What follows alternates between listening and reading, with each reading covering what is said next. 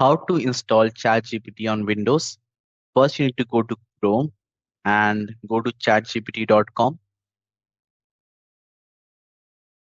After that, you will see on top right there are three dots. Click on it and scroll down to find Cast, Save, and Share.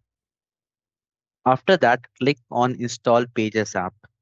Once you have clicked on it, you will see this option Install. Just click on it as well.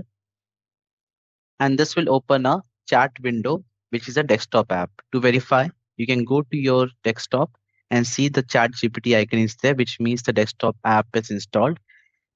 To verify it is working, just put some prompt, let's say hello,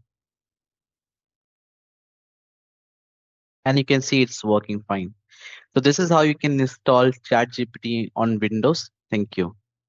If you're finding this video helpful, please subscribe to this channel.